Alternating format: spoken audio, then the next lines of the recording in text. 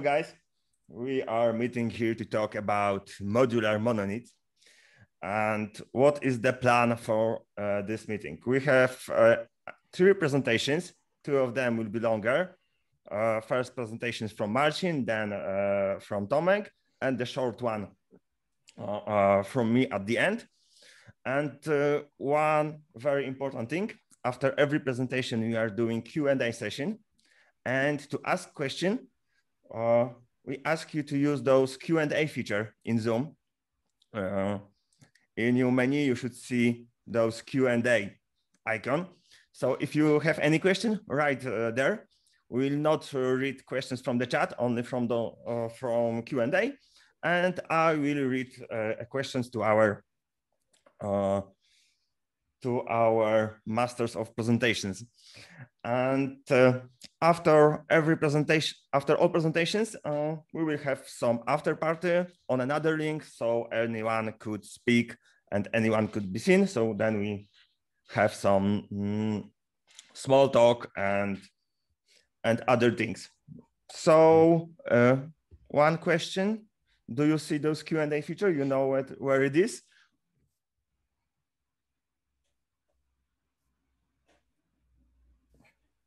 We believe, yes. Yeah, no one says that he or she doesn't, no, so I believe everyone will find it. Yeah. If someone couldn't find it, just write to us.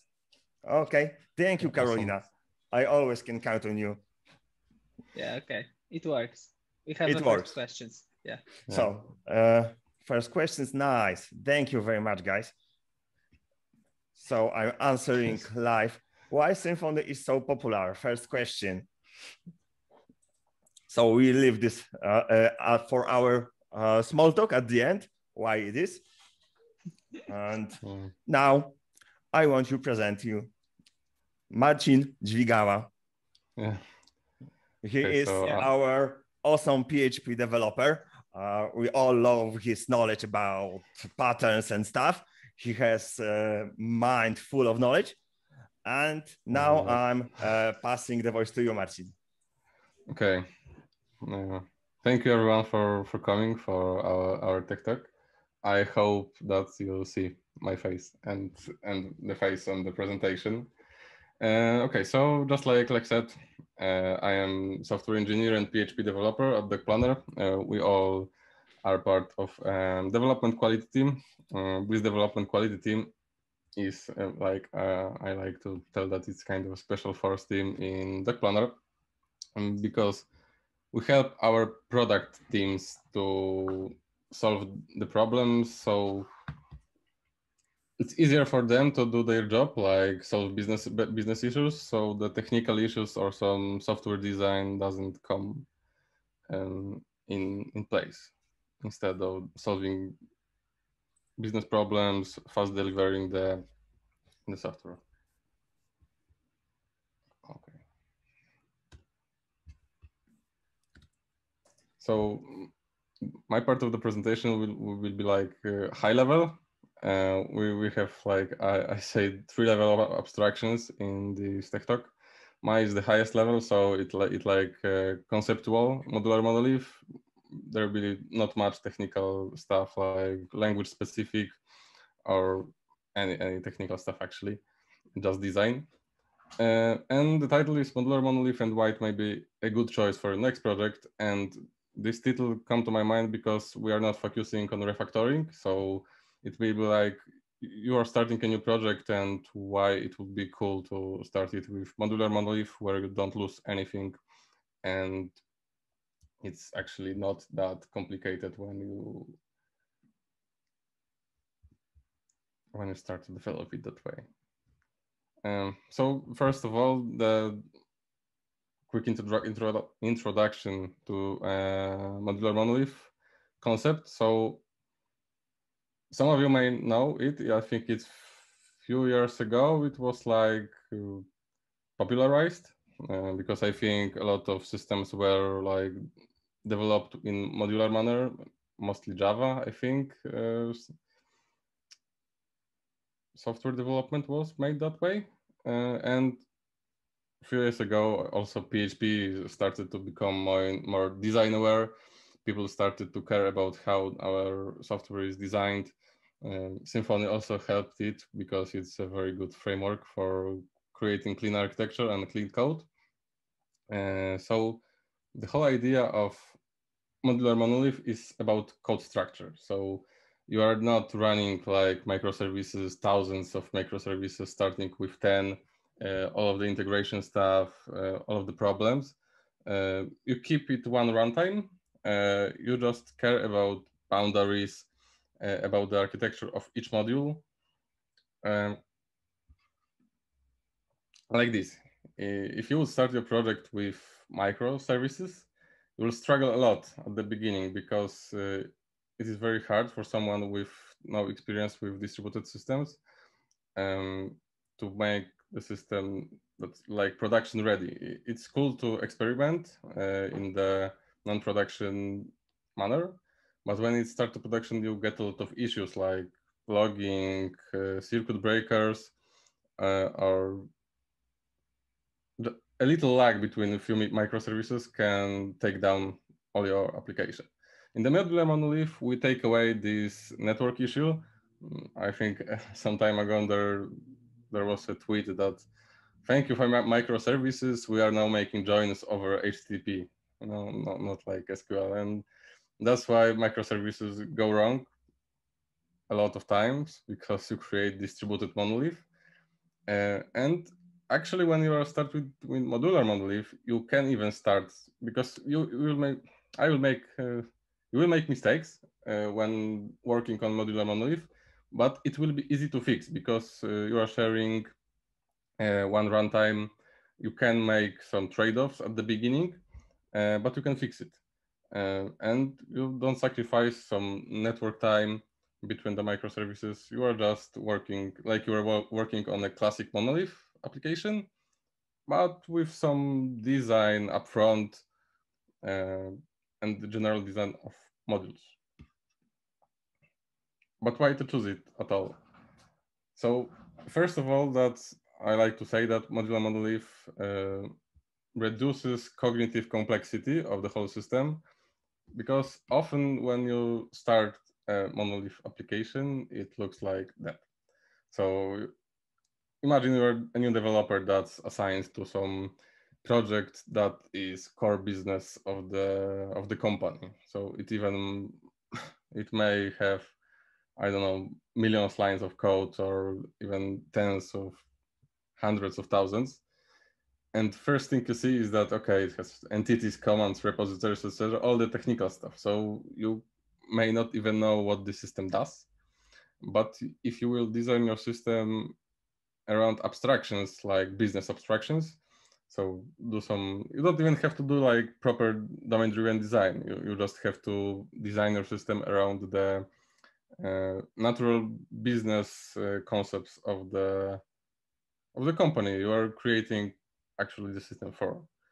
So this shows that you can use like layered architecture, hexagonal architecture inside each module, and you can decide for each module itself. So it's another thing that making some big decisions for a big monolith app is, again, making the cognitive complexity much higher, and also making some cyclomatic complexity, etc., also higher, because all of the stuff it is tangled together, everything reaches to every part of the code. So first thing, so making code around business abstractions instead of technical abstractions, and making smaller services. I don't like microservices because it's not always the best choice to make this service micro. So there is divide and conquer algorithm approach. Of course, it is not like the algorithm, so divide, but it's like the divide a problem into smaller sub problems and solve them, and then you will get the final solution. So this is kind of what modular monolith is, also what microservices are, but microservices are way more complicated. So with modular monolith, you can get like a team independence. So there is a lot of teams working on the one monolith applications, and they are crossing each other's way. So a lot of Git conflicts, a lot of conflicts about how these things should look, should work. And it makes it that who takes care of which part of the code. So with the modular monolith, you get the team, for example, or a person, depends on how big the module is, takes care and is responsible for this. So I think I answered it before, but why not microservices straight away? Because a lot of people would like to start microservices. A lot of people are talking about them. What could go wrong? Well, you will struggle at the beginning because it is something that is pretty hard to implement, especially when you start it. So you don't even know, if you start developing a system for some new business concept, you don't even know where your natural boundaries of your systems are. So when you make a bad assumption between the boundary, so you put something into one microservice and then, for example, a month later, it appears that it should be another microservice. There is a lot of work to do to fix it. And often you get this like HTTP SQL joins that are the worst. And you start creating distributed monolith because business say, okay, we don't have time to fix this, so just do it this way, and it becomes a pain in the future. And you also probably doesn't need microservices if you are not Netflix. Like Netflix, I think I read an article that said that you don't need microservices because basically you are not Netflix, and I think Netflix popularized the microservices, but their scale is pretty big comparing to anything else in the internet. And with modular monolith, you get, I think, all of the pluses of microservices like team independence, boundaries, smaller cognitive complexity, smaller any other complexity of the system. And you don't have to worry about a lot of things that microservices introduce. And even if you want then to extract some modular monolith module into an external service, so because, I don't know, it maybe needs a better, higher availability, or maybe you just come in mind that, okay, so maybe let's rewrite it from PHP to Golang or to Elixir. So we will gain a lot of performance. It will reduce the response times by 10 times, etc. If you will respect the rules of the modular monolith development, it will be really easy to extract any module outside of your modular monolith and evolve the application pretty fast. And also in a resilient way. So it won't crash all of the productions, but first you need to have a lot of tests. And once again, modular monolith may be good enough for most of the project. And if it starts to be not good enough, you just come back to this slide and divide your system into smaller blocks and extract modules as services, microservices, anything. Maybe one service, you just come in mind, okay, maybe we don't need to customize this like module. We can buy it off the shelf and integrate with it. Sometimes it happens that way because it's a lot of time it's cheaper to just buy the external software and adjust your business rules under this than to develop it from scratch. And as I said before, this is the stuff that you don't have to worry about when you develop modular monolith instead of going full microservices straight away. No need for circuit breaker.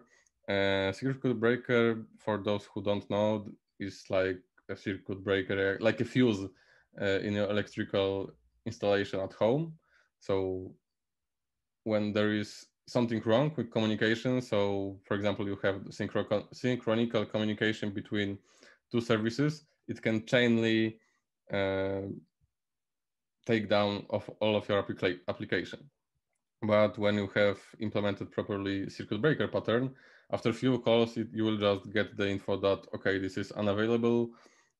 We can't make this call, and it doesn't propagate inside your whole system. Another thing is that there is no need for distributed tracing. Distributed tracing is something that in distributed applications is very important, because you just don't know what is happening inside of your system. If you have one runtime in your application, like for example, one monolith application, everything happens within the boundaries of the runtime. So requests get seen, maybe some external requests are made, and everything, external requests, for example, to other services from other companies, but all of your business stuff that you care about is inside your one system. So you just get every info from the one application. Also easier debugging. If you have some debugging tools, it is easier to just connect to one running application than running a lot of them. Also, it's a lot less Dockers on your laptop that often is struggling anyway with these Dockers that you have. Also easier log aggregation, because you just don't have to link all of the requests between the microservices. It is just everything inside of your one application. So there is one key that defines all of your business process inside your application. Also, there is a faster development, because when you start a new project, new microservice, you just have to do all of the stuff. You run the CI, so configure CI/CD,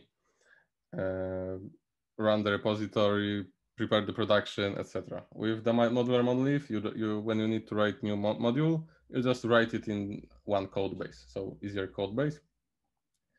Also, easier security management. When you have a lot of microservices, you need to manage the security of calls between them, what happens with data when data is, for example, integrated through some message broker like RabbitMQ. If this data is encrypted, if it is not, what happens when this Rabbit is shut down? You lose the data, outbox, inbox patterns, a lot of stuff that you have to take care, you have to test, and you have to maintain. So it's a lot of work to do that may be not needed. So what do you need to remember when working on modular monolith? So like I said at the beginning of the presentation, I think one of the two important things is group code by abstraction, not by its technical purpose, because often it's when you start grouping it by abstraction, it's natural to add some stuff to one place that is often properly, how to say, connected with the stuff you're putting everything in. Because when you group stuff by technical purpose, so for example, you have commands. If you would put all of the commands to the whole system in one place, it will be very complicated to look. For example, you have 500 commands that are like in the one namespace, and they're not connected to themselves. Or maybe this one command, there is often that in few modules, we have like, for example, commands that has the same name, but are in another namespace, it's another context.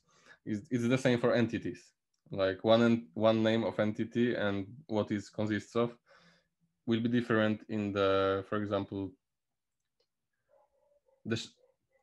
maybe on the example. So order in the e-commerce can have another structure than order in the shipment module. So it's just easier to manage the abstractions and the concepts of the code. That code is basically reflecting the real world problems. So this is again the same diagram that was at the beginning of the presentation. And I think the most important one is to protect the boundaries. This is the most important rule if you want to develop the modular monolith, that in the future will be easy to refactor, easy to move out some modules out of your first code base, which is modular monolith. So when you create some layered or hexagonal architecture, you need to have one point of which is like an entry point for your module. So when some module is extracted away, it's still accessed by this same point, just in the other system. So internally, it could be a call to the some class inside, but when you move it outside, it will be probably a call to some HTTP if it's synchronous call. It can also be some call in the TCP. It doesn't have to be HTTP. So the best mindset for me is to treat internal modules like they were remote services. So don't access the internal part of the module, just access the UI layer, which if you move outside, for example, one module, the UI layer stays in the modular monolith and just gets some other implementations. So instead of making internal calls, it is starting making external calls. Excuse me. I have to... So it all comes to dependency inversion, which is very important in this, because when you have, for example, application layer, it shouldn't just call the UI layer from the other modules, because you will have to make some other implementations of the service that calls it. And it actually doesn't have to know that you're calling external services. So dependency inversion between modules and dependency inversion between external world should look something like this. When you have app layer that accesses the external module, you create the interface in the object-oriented languages. Most of them, I think, have this. You create the implementation in the infrastructure. You link this in inversion of control, so like service container in the Symfony, I think in Java also. This implementation calls internal UI layer. If in the future it changes, that's, for example, this module is extracted away, you just change it. You access the HTTP service outside, not access the direct calls inside your application runtime. So UI layers can be implemented using action domain responder. This is pretty good pattern that I really like to use. So I wrote an article about this on Medium. You will get this presentation, so you can find this link. Basically, action domain responder abstracts away the way that the response is built. So if there is a call from inside of the application, there is no need to serialize it to, for example, text or XML or JSON, and then deserialize it into object again. But you can use the same part of the code that will be serialized into a JSON, into XML, into anything. So you create very reusable code, and that can be used across your application. You have to also become close friends with refactoring tools, because, as I said before, you will just make mistakes when designing the code, when making boundaries between modules, when putting stuff into one module and then getting to know a month after that, okay, so it should be put in another module. Without refactoring tools, you will struggle and you will be afraid of making changes.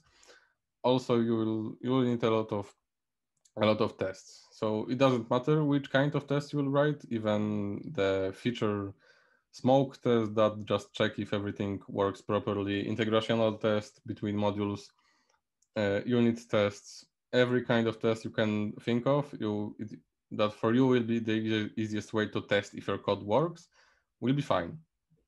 It doesn't have to be unit for everything. You can test the bigger packages of the code. You just have to test the stuff that you wrote. So design mistakes will happen. There is nothing to cry about. Everybody makes the design mistakes. Those that say that they don't, they are lying probably. You will just have to know how to cope with these mistakes, and that the faster you will fix them, the less pain they will be for you in the future. Because if you will just make some technical debt and close your eyes and think, okay, there is nothing, or put the to-do and forget about it, a year after it will kick you, or maybe even faster, a month after. And don't lose, don't just remove the code that you don't need. So don't leave this, like put a comment, and that's what Git is for. And the mistake that you will make will be cheap, and not only will be cheap like thinking about money, but will be cheap thinking about the performance of the application. So when you make design mistakes in the microservices, they're like, maybe you have to make 5 calls instead of 1 call. So maybe there is a stuff that is distributed along 5 microservices, and instead of 10 millisecond call, you get a 1.5 second call that is the worst. Here you will just have some design problems, and it will often not even impact the performance of the application, while microservices design problems often impact the performance. So there are a few obstacles to avoid when developing modular monolith. There is something I call the documentation-driven development. I Googled, and there is something that is called like this, but this is not the stuff that I am thinking about. This is something like this. You just Google the new framework, you will get this. This is the part of the Symfony documentation. It's fine because it's showing what you can do with the framework, but there is no design. There is everything in the controller, all of the stuff, accessing some persistence layers, throwing exceptions, flashing, setting some strings, all of the stuff that should be distributed into few layers of abstractions is in the one place. And I think that a lot of people think that it's good enough, but for a project that is, for example, a core business asset for the company, it is not good enough, and you should just take care more about the design of the system for people that will work on it in the future, and for yourself. And taking shortcuts is also very dangerous to make these shortcuts. Like one application layer access the domain layer of another module. Of course, if you have to like deliver feature and have to make a trade-off for like 1 or 2 days so the business is happy, you can make it. But then you will have to put it in the backlog and fix the design so it doesn't happen. Because the only acceptable way to access external modules is like this, if it's synchronous call. Async calls are, I think, way more complicated. You have a lot of stuff that happens between.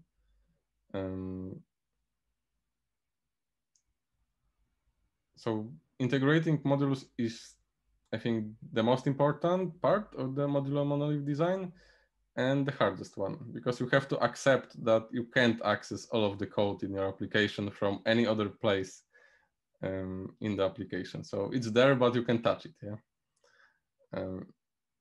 But it is very good for your project, and it is a very big plus in the future when you're modular monolith consists not from 1, 2, or 3 modules, but for example, of 100 modules or 50 modules.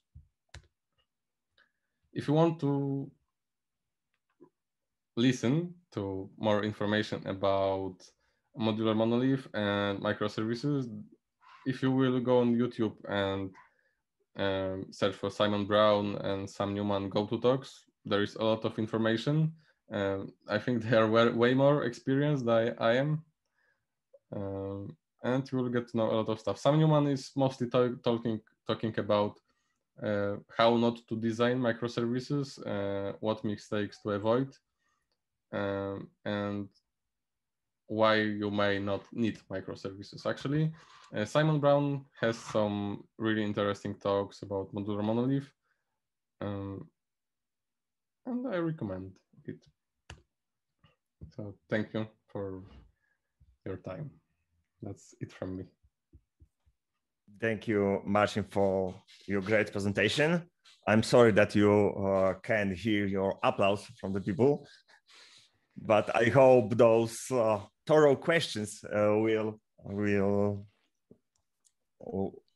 be good for you instead of those applause.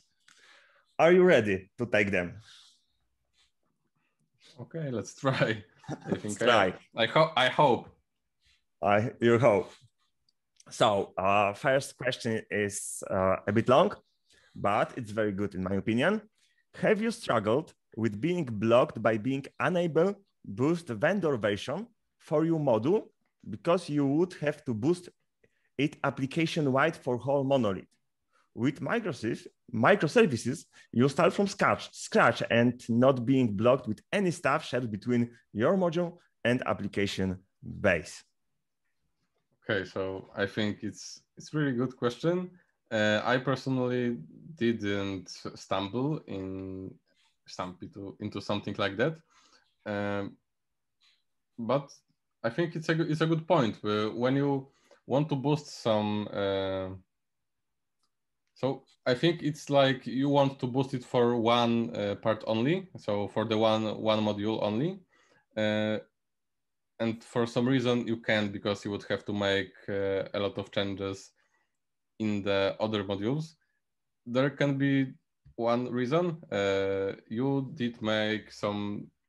You may have made some design mistakes, so you are not separated the infrastructure implementation from your abstractions.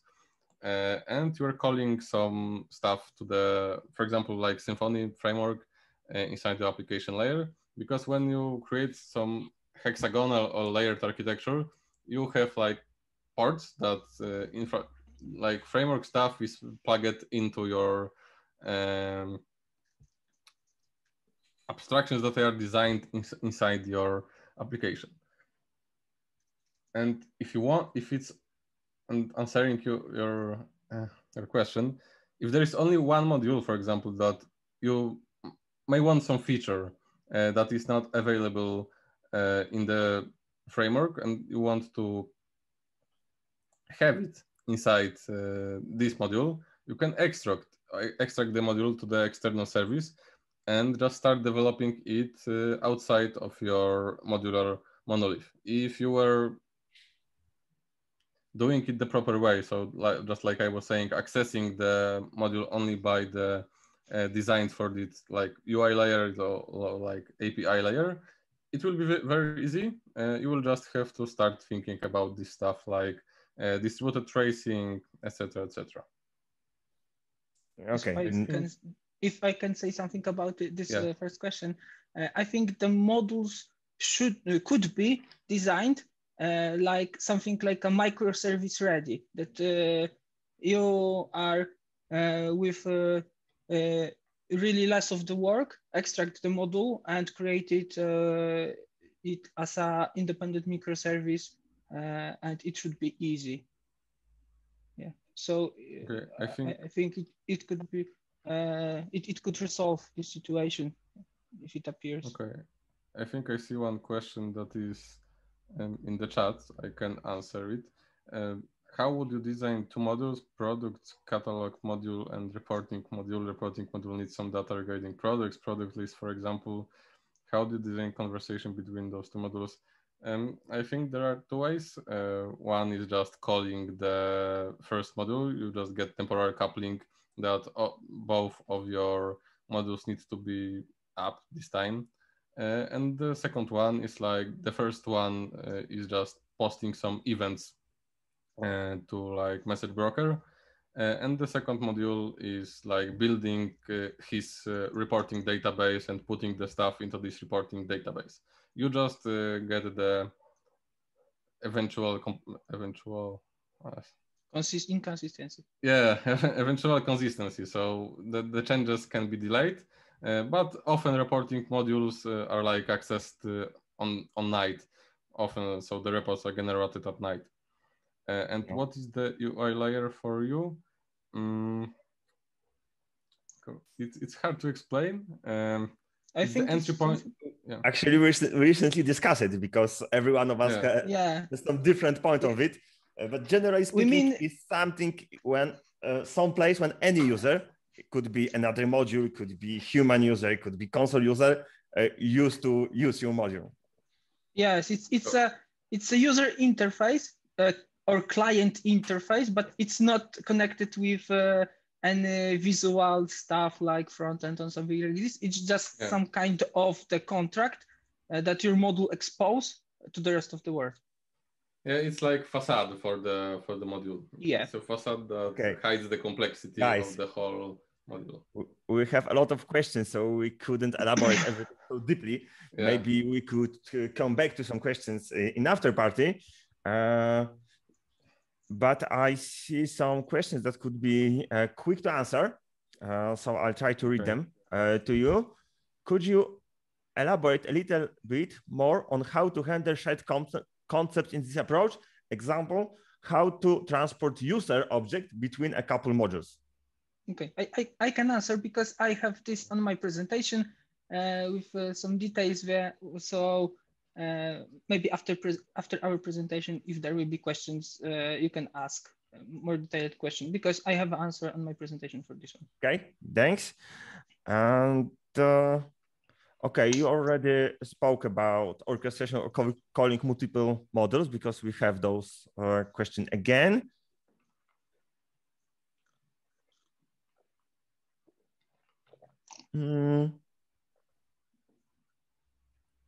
Okay,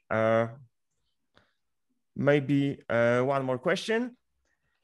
Maybe those modules can be served as composer package. They wouldn't be vendor issues because each package can have own vendor.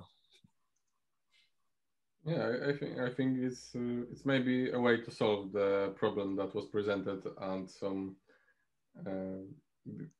questions before, and I've even seen it solved this way in some project that each module has its own composer JSON, but I am not sure if it doesn't introduce some other problems because the namespaces will be shared. So like you will have one class map, one auto load, and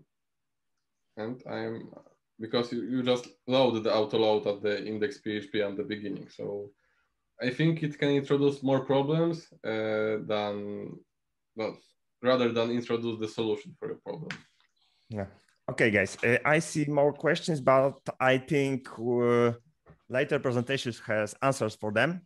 So I leave them for now. And answering one general questions, whether recording will be available later. Yes, we are planning to share our recording with all of you. So generally, yes. Okay, now, guys, there is a time for another presentation from our beloved Tomasz Ksionek, also known as our Dr. Ksionek. He's the funniest member of our team. So we always enjoy his presence, and he has a big mind with full stack approach. So he always helps us with anything that cross technologies, Docker things or something in front end. We always could ask Tomek to help because, you know, he's magical full stack guy. Tomek, I'm passing the voice to you. Okay, thank you. Hello, everyone. I hope you can hear me and you can see presentation. Okay, so let's start. Like I said, my name is Tomek. I work in Docplanner as a senior software developer in development quality team. I'm mainly interested in software architecture, software engineering, clean code, and code craft. Recently, I'm quite interested in some kind of event storming, domain storytelling, and other stuff about discovering the domains in terms of domain-driven design. Okay, today I will show you some concept or some kind of approach how you can implement your modules inside your monolith. And as I can say, it's just a concept. So you have to have in your mind that there is a plenty of ways you can play a game. So there is a plenty of ways you can implement it, and this is just our proposition of implementation that we used to use in Docplanner.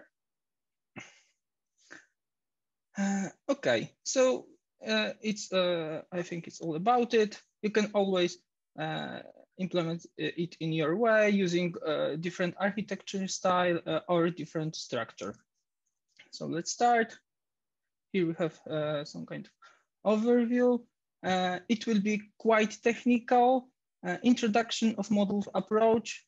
I will go through directory structure with explanation. I will show you and explain idea behind main concept inside our modules idea. Okay, let's start from the root. So as you can see, you have a directory named src in our root directory. So it contains source code files of our project. This is PHP project convention. And in other languages, it can look a bit different, but the idea is the same.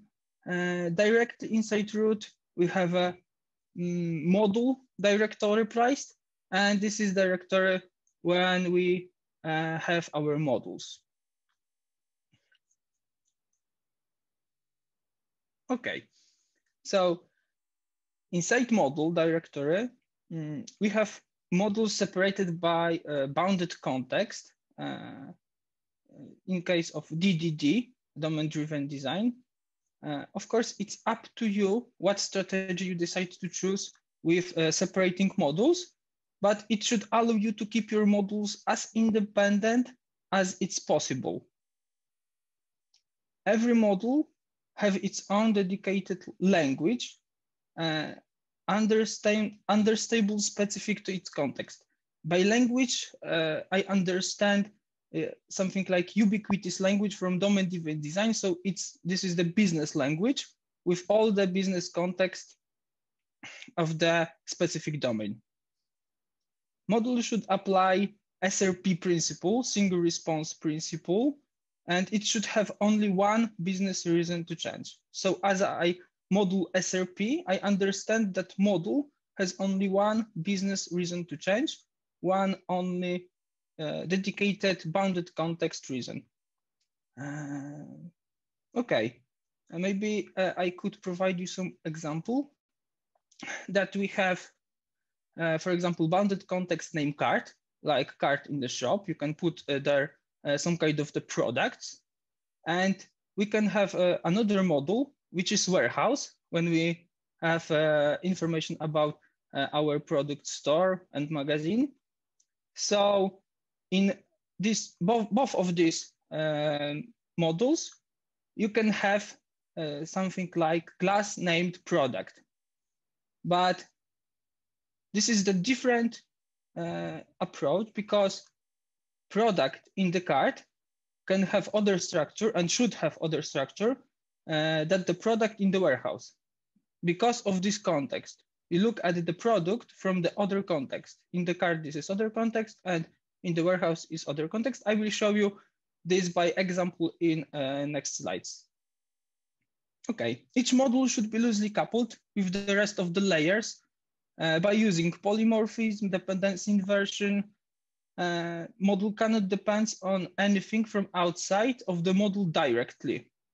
It can be done only by contract, for example, I mean interfaces. In this case, I have in mind especially integrations with infrastructures like databases, queues, and other stuff like this from this layer. If you think about module, you can treat it like some kind of the generic plugin. Because of loosely coupling, module is fully independent of framework. It means that you can get your module and easily integrate it with any framework or code you desire. I think it should apply OCP principle, open cross principle. You need to just write a couple of adapters and config specific to your framework, and you will get module working with your framework. This is what I am talking about previously, that your module should be microservice ready, that you can get your module from the monolith, put it in the small microservice, implement just a couple of adapters, config specific for your framework in your microservice, and it should work. Okay, go next. Structure of the module contains 3 directories: API, main, API, main, and test. And with our approach, API is a directory to cooperate with world outside. This directory contains all classes that could be used from outside of the module. So the rest of the world can communicate with the module just using this namespace, this directory. And of course, PHP doesn't have visibility of the namespaces, but it's just a convention that you can't using main, and you can use just an API. Okay, so nothing from outside can use classes from main namespaces, as I said, and in main catalog, it could, the name is up to you. It can be named like something like an internal main. It's really up to you. And as you will see in next slides, the main is fully separated from API. Main component know nothing about API component, and API component uses main component with some kind of anti-corruption layer. So this is the data translation between those 2 components. And it's also will be shown in the next slides. And tests, of course, are tests of our module. We keep tests inside module namespaces because it allows us to get modules independent and portable. So as I said before, we can just extract our module, put it in the other project, and we have tests with the module, provided with the module. Okay. The API directory consists in an interface that defines all the actions that can be requested to the module from the outside world. Along with the interface itself, the module provides an implementation its client will use. Okay, so we can ask why interface, as you can see here, why interface for the module Facade? Because as you can see, booking.php is our Facade. It's our communication contract. As you can see, it's interface, it's defined interface add, and internal booking implements this module Facade implementation. Okay, this is because we want to be flexible. With this approach, we can extract whole module to dedicated microservice. Then you can implement booking interface with class that is using new microservice, and you do not need to change nothing else. You can simply change implementation of module contract to use remote location with really small amount of work. You just need to keep communication contract, and that's all. So as I said before, you can extract whole your module, and you just need to leave API directory here, and you can implement interface booking with new class, for example, remote bookings. And in remote bookings, you can use microservice instead of classes inside main with HTTP request or some kind of other communication. Okay, let's go next. We also have here IO directory, and API can optionally define a set of classes required to perform the available request, as well as any response they will produce. Okay, and by convention, we put it in the IO API IO container input and output. Input means that all the classes, especially DTOs, data transfer object, that incomes to our module, and output is just a output of our module from the bookings contract, especially. Okay. Here I note some rules, and it's critical to know that everything inside IO namespace is there to pass data from or into the module. Everything in this namespace is either no logic. It's just a data transfer layer, or you can say it's some kind of anti-corruption layer between your module and between a module core, so main, and the other word. And it's basically DTOs to pass data from the module and outside of the module. It could be collections, some kind of exceptions. If, for example, your input is invalid or something goes wrong inside your core, you can map the exception from the core and put it in the API, so it will be available for the rest of the world. And some kind of utility classes to simplify the usage of the API. So it could be, for example, builders to help you build some input or parameters, some kind of factories or input-output objects. Okay, let's go next. Okay, this is the answer for the question someone asked. Not that we can have two classes with the same name inside input and output directory. What is for? Okay, the key is the context of the usage.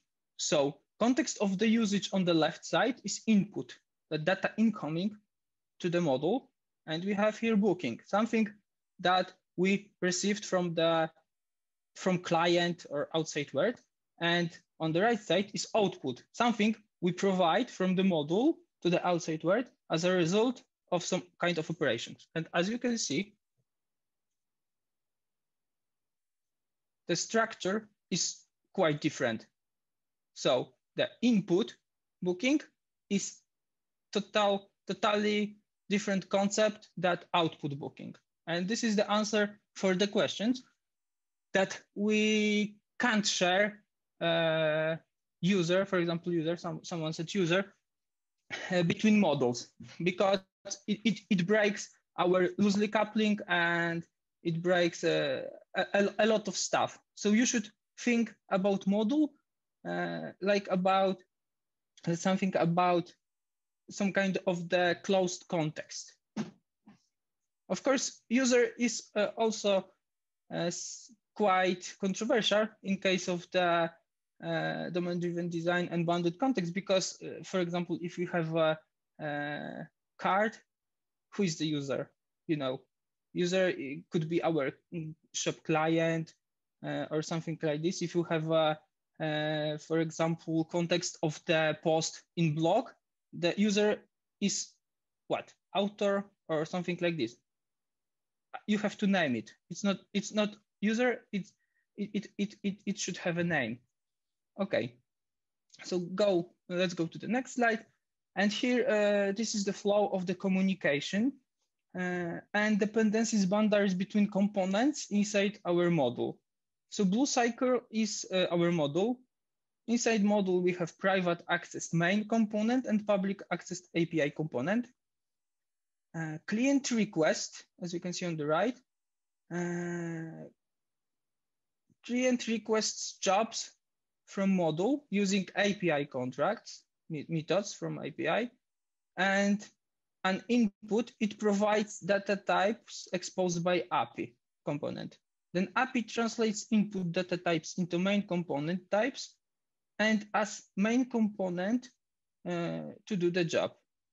Next, main component returns result to API and API translate results from main to API output type and then returns it to client. API is just a thin client with anti-corruption layer to translate client job request. As you can see here, main component cannot communicate with API. So also API cannot communicate with outside world, only with module internals. So once again, I know it could be at first quite complicated, but it's like a client ask module using API for something. API translates client request to be recognized or to be understood by the main component and put it to the main components, do request for the main components to do the job. If main components do the job, it returns result and then API using his anti-corruption layer, data transfers object, creates an output and gives result to the client. Okay, so go to the next slide. As you can see, the main directory we used to use layered clean architecture.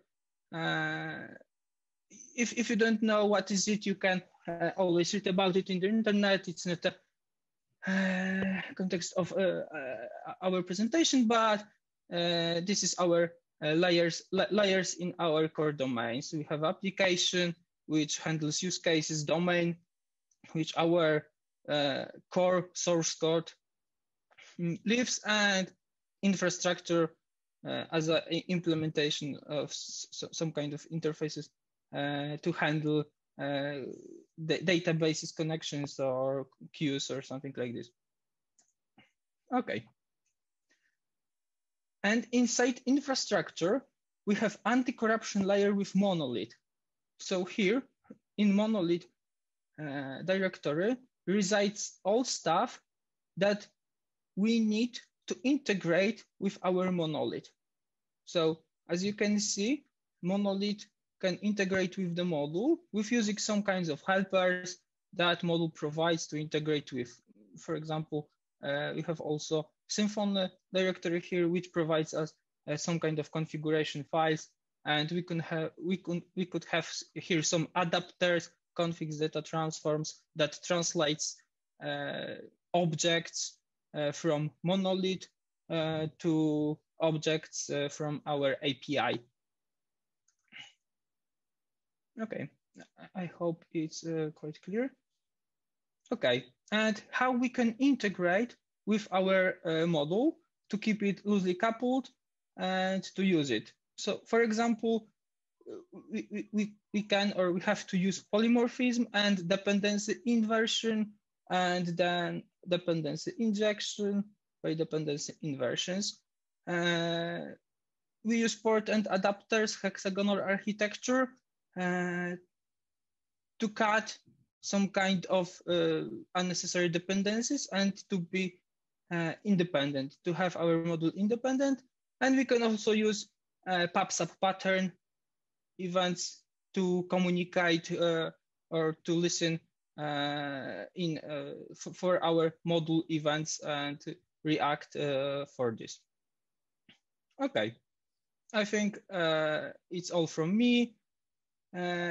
I hope you will share your feedback, positive and constructive one. It's always really valuable for us, and we always read all of your feedbacks and do the next presentations better.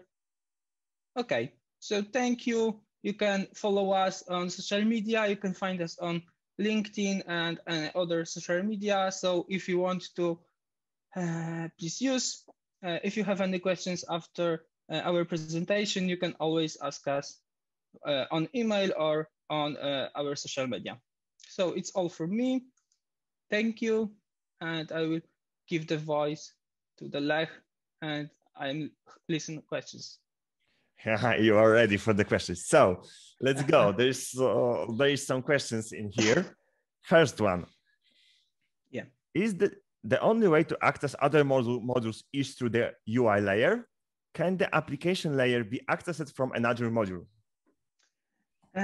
From my perspective, it's not a good idea to create connections between modules. But of course, you can do everything. But I always try to keep it on the layer, on the frame, some kind of framework layer, service layer on the framework side to keep communications between the modules and to orchestrate use cases. And I'm always trying not to create some boundaries or some connections between the modules, but because at the end we of course end with some kind of connection spaghetti between the modules and dependencies between the modules, and it's really hard to track. It's like microservices which is communicating each other with there is no connection bus or something like this, and everything communicates with everything. So I advise to avoid, but I can imagine some cases that it should be done like that. Okay, so we have very interesting question. What part of the app is responsible for calling the modules?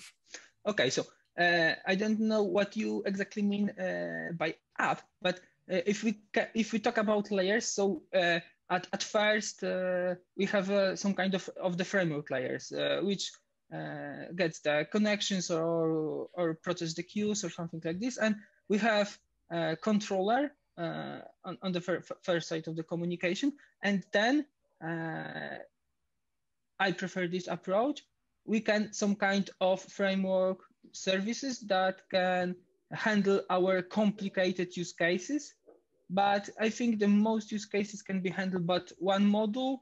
So it's up to you when you place it, but I prefer to create some kind of use cases, services, something like this that encapsulate all the logic you want to achieve and all the communications with the modules. For example, if you need to communicate with 2 or more modules to get to gather all data, to do all stuff, you can place it in your own service, and it's you can then test it, mock the modules, mock the interface, and you can test it just what you want, and it's really flexible, and you can always use it not just in the controller, or you can create some kind of CLI command or any other interface you need.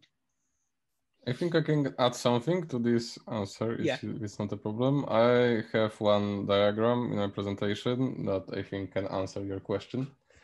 So when there is a call for external API in your, for example, application layer, you can create an interface that abstracts away the external service and make an implementation that as its constructor argument can use the interface that Tomasz was showing, that you have an interface that is an interface of the facade of your application. And then in the framework service container, you just register that this interface is implemented by, and we want to use the internal implementation. And when we extract away as a microservice, we can change to the remote implementation. Yes, it's always, remember, it's always up to you how you implement this, but be aware of all the pros and cons and what's your driver to do this architecture that way or other way.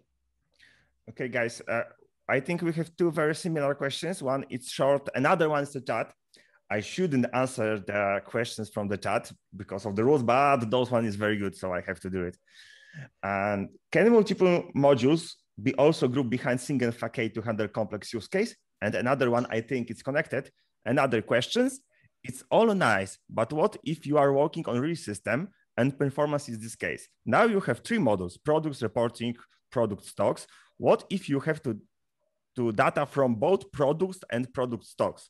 Performance-wise, it will be really bad if you have to query products first, pass product SD to product stocks, module, query stock, and return all to reporting module.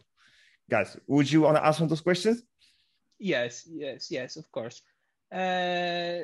This is two questions and two answers. Of course, can multiple modules be also grouped? As I can say, you can do everything you want to, and for me, it's okay. If you create a module that has but remember that in my opinion it should be module should cover some kind of bounded context of some piece of your domain. So I would prefer group this these calls to the module in some kind of the service, not another module, but of course it can be another module if you want, and you can deal with all pros and cons it provides. So it's okay. I think it's okay. It depends of the matter you want to design it. Okay, and okay. Another questions about the performance. Yes. The performance is always a pain in the ass. If you're trying to do DDD or this kind of approach with modules, there always be some kind of drawbacks of performance. But if it really needs performance, like in microseconds, you can always create a data warehouse with snapshots of this data. And just for example, I understand it like you just retrieving the data. So it could be just a context of some kind of UI or something like this. You can always keep your warehouse or keep your snapshots. It doesn't matter how it's implemented, if it's event sourcing or something like this. And you can call this some kind of view, generated view directly, and you will get really fast response from there without additional queries, joins. As Marcin said, like Microservices is designed over CTP, so you don't need to have a joins between your modules. You can always have dedicated, this concept from CQRS, write and read storage and separate it to get more performance, and you can separate, and it's common in a huge application to separate read model from the write model. Okay. Can I say something to this? No, Marcin, now I want to add something. Sorry. Because I just want to give some short answer actually for those both questions, because there is always one question when we need to call a lot of modules in one business process, and there is always a question if our modules boundaries are good. If their modules are modules, maybe there was some mistake on the analysis level. Yeah. So always question those things. And about performance, data redundancy, there is is always an option. If some module needs some data, those modules could have read models, like Tomek said, some data store. There is always a choice. We can call another modules, or we can store data in our modules. There is no one answer which part is better. Yes, I think in cases like this, there should be the first question asked, like, if our boundaries are okay, if we need data from the other modules. But I think I know it happens. It could happen. Okay. So Marcin, would you like to add something? Yeah, I have one thing. So the reporting stuff is special, I think, because reporting often is like it doesn't need the newest data. So I would move away that there is, in this example, there's reporting. So let's imagine we have like product stocks and products. So the products, like in the e-commerce. So we have like e-commerce module, like a warehouse module, and warehouse can have another client. So maybe there are some local shop that is asking the e-commerce is a client, so e-commerce needs to know how much, for example, of some product is left, and another one is a client. So instead of just asking every time I want to know about this, the warehouse module can just broadcast the event that something changed, and anyone that is interested in it will subscribe to it. Of course, you get some eventual consistency, but I think most of the businesses will accept this, that you maybe have some overbooking because you can just call the vendor and buy the stuff that was bought more. So okay, guys, as I see, and every answer just another questions and another answers, and we can talk like this for an hours, but unfortunately we don't have so much time because we want to do some after party after it, and we are nearly at the end of our time.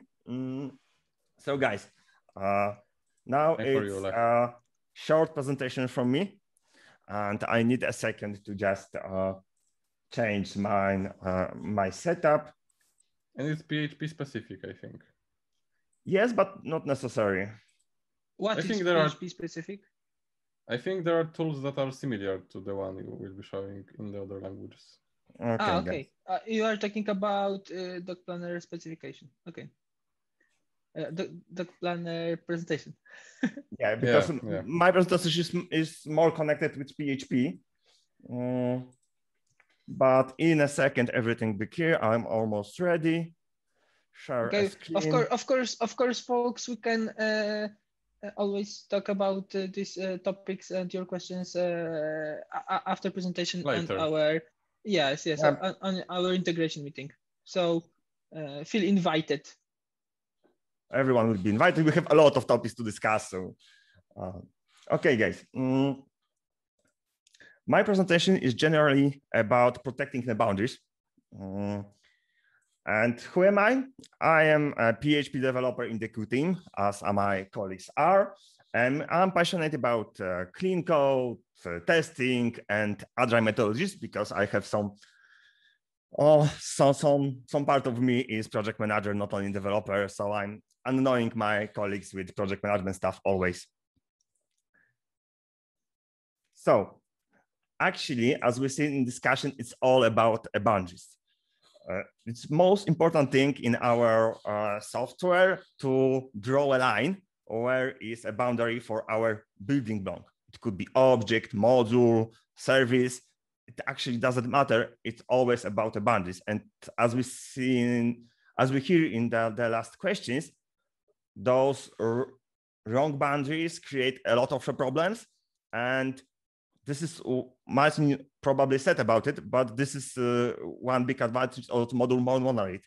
There is much more easier to refactor our boundaries in Modular Monolith than microservices because we have one code base. You can just move a code from one module to another. And when we don't know our boundaries, when we don't protect them, we end up with big bulk of application. Even if we have good intentions and we already know something about modules, when we don't protect them, it doesn't matter because we are all people. We could make mistakes. I often see some boundaries broken by accidents. And why it's so hard to make those boundaries? Because boundaries for modules are more a result of business needs than technology. As Tomek said, domain-driven design and bounded context. As developers, we often don't understand business. What more, sometimes business don't understand the business, because very often this is new business. Everything is changing. Some things are changing. So sometimes business people can't say us what actually they want to do. And as we all know, only constant is the change. And very often we are not used to think about boundaries, especially in PHP when we can access everything everywhere. So we often just forget about it and took code from another module. And what's more important, languages like Java have packages, C# has namespaces, and in PHP actually we have nothing to protect our boundaries. So we need to use additional tools to do it. And as I see, developing without these tools is extremely difficult, because it's very easy to break those boundaries. And one of the answers for that is DepTrack, our knight guarding our boundaries in PHP application. It's external thing, external library available by far file, and we can use it to define boundaries, all boundaries we have. And now I have a few examples of DepTrack configurations for you. First one is for our vertical boundaries between our modules. We can define our modules by name, and then in rule set we can allow dependencies between them. And DepTrack has one additional tool that allow us to generate those graphs. As you see, those bookings availability graph, it's generated from DepTrack. So it's a big advantage, because we can create some kind of documentation for us and for other developers. And though there was a question in the Q&A, can modules be aware of each other? Of course, they have to be aware of each other somehow, but there was, I don't know who spoke about it, but there should be dependency inversion between them. Marcin said something like for this, that we always should have some abstraction layer between of modules, and to have our boundaries protected and our dependency bit module good, we can use those kind of configuration. Another example is for single module boundaries. As we also see, there was UI layer, we have API layer, they basically similar concept.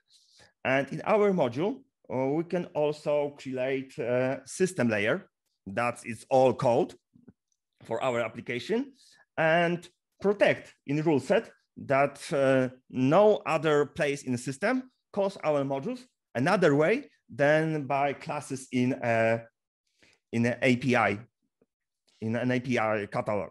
So it protects our module and don't allow any other module to use something from inside our module. That thing in main we want to protect. And next things are horizontal boundaries, because as Tomek showed, we need some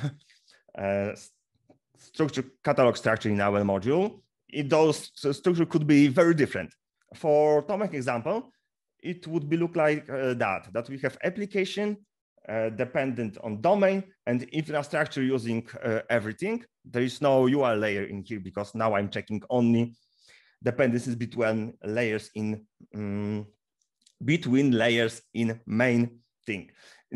Doesn't matter what kind of architecture we choose. It could be Portal adapters or some simple layer thing, relaxed layer thing, or framework-like architecture even for something from Symfony, if we decide that this is a good solution for our problem.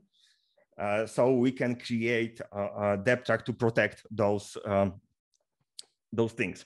And one big advantage of external tool is that if we want to take some shortcuts, make some trade-off, we can somehow legalize them in our deptag files and be aware of them. So every time we take some shortcut that, I don't know, domain use something from application layer, yes, or application layer use something from API layer, we can legalize it using proper selectors, for example, by interface, and we have those exceptions for our rules because there is always a lot of trade-offs in our application. Another thing we can do, I don't have example for that, but we can check our system for framework dependencies to make it framework agnostic, just to use directory selector to choose our vendors. So that will be the end of my short presentation. I hope especially PHP developers could use it. So thank you all guys for your participation. And now we have last QA session for before our after party. Okay, I see there is an after party link already in the chat. I don't see any additional questions. So maybe if someone has another question, they could be added on our after party. So we are making 10 minutes and we are meeting on the another way. Okay, I see another question, maybe.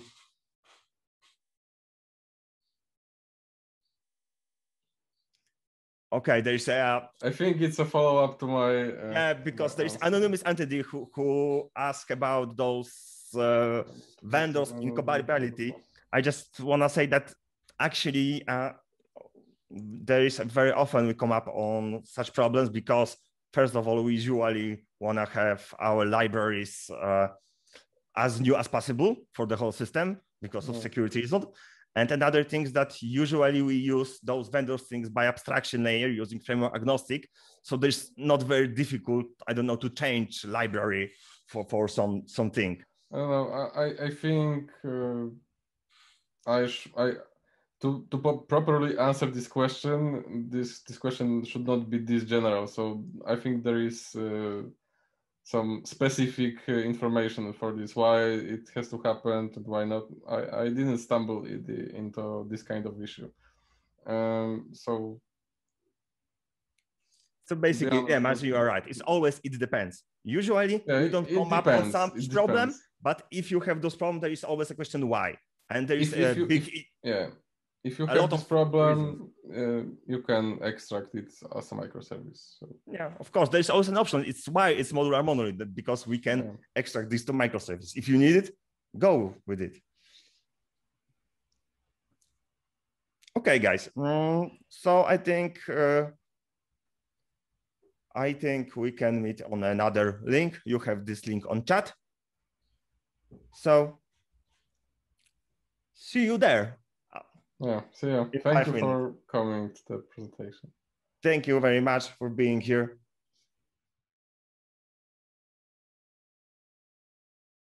Do you know why PHP developers need glasses? Because they don't see sharp. Oh my God. Oh, nice. Oh. Okay. Oh my God. It is. It's a good one. Yeah.